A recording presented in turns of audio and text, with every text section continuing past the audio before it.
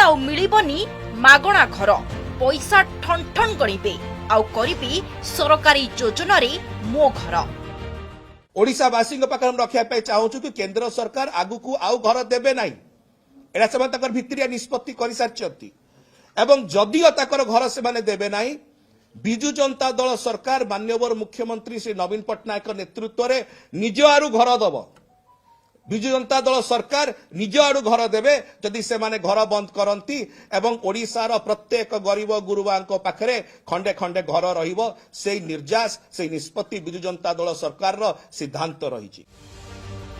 चलित वर्ष जानुआरी रे प्रेसमिट करी घर जोगाइबाकू घोषणा करथिले शासक दलर मुखपात्र आउ यार ठीक 5 मास परे पंचम पाळीर चतुर्थ वर्ष पूर्ति रे राज्यवासी को एमिति किछि योजना रे बांधिछंती राज्य सरकार जहाकू मिलिछि कैबिनेट मोहर लोकन को लाख टंकारु नै 3 लाख टंका पर्यंत घर पई ऋण देबे सरकार जहा उपरे 30,000 नै 60,000 पर्यंत रिहाती मिलिबो। अनुसूचित जाति जनजाति किंबा भिन्नक्षम होइतिले आउ अधिक 10,000 लेखा रिहाती पाइबे हिताधिकारी। एथिपाई योग्यता मध्य धार्य करा जायछि।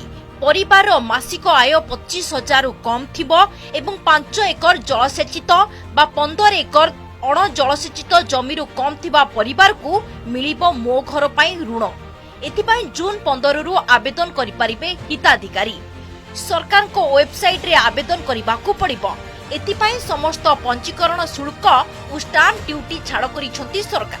कैबिनेट निष्पत्ति अनुसार आगामी 2 वर्ष लागि 4,000 हिताधिकारी पई एही योजना रे सरकार 2,150 कोटी अर्थ व्यय करिवे बोली आकलन करिसंती। तेबे योजना को नै सरकार को कटाक्ष करिसंती विरोधी।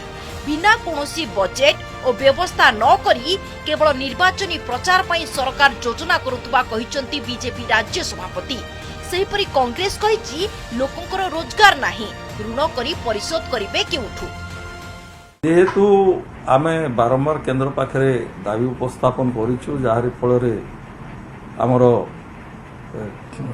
जेतिकी हक जो गरीब हिताधिकारी माने अछंती से माने पाई पारले नै तेणु तांकु सुजोग दवा संगे संगे मध्यम वर्गर लोकन को सुजोग दवा पई मो घर योजना नूतन योजना प्रिय मुख्यमंत्री प्रणाम कर घोषणा सर्वस्व सरकार माने पुराना मद बोतल नुआ एम्ब्लेम मारिकी केवल बिकवा शिखिंट से मो कुड़िया सबुरे ना बजेट अच्छी ना प्रोविजन अच्छी स्कीम पर स्कीम कर बंद कर केवल प्रचार सर्वस्व घोषणा सर्वस्व व्यवस्था केवल निर्वाचन को आखि आगे रखी एभली करें जहाँ कहूँ घर सब पाई 2017 मसीहा भितर कही आज तो 23 गला 24 होगा जाऊँ ठीक 5 वर्ष पूर्व कही ओडिशा रे कौन सी लोक बिना छात रे ना किंतु आज 2024 जिते निर्वाचन आसीगला से मो घर गोटे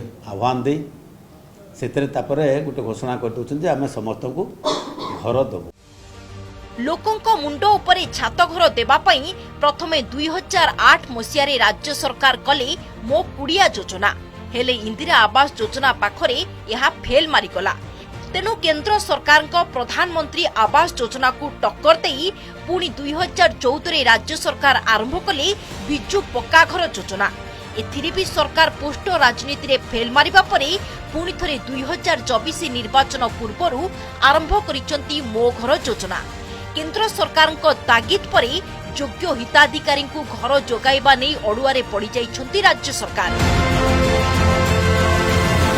जेउथिपाई 9,68,000 ऊर्ध्व घर सैंक्शन हेबा परे भी राज्य सरकार तालिका प्रस्तुत करि पारु नाहंती कि वर्क ऑर्डर बाहर करि पारु नाहंती जहाकु नै राज्य बीजेपी अनेक बार सरकार को घेरिबा परे एबे घर मिलिबा नै असंतुष्ट हिताधिकारी को संतुष्ट करिबा लागि सरकारଙ୍କର ଏହା नुआ फॉर्मूला बोली राजनीतिक समीक्षक मत दैछंती।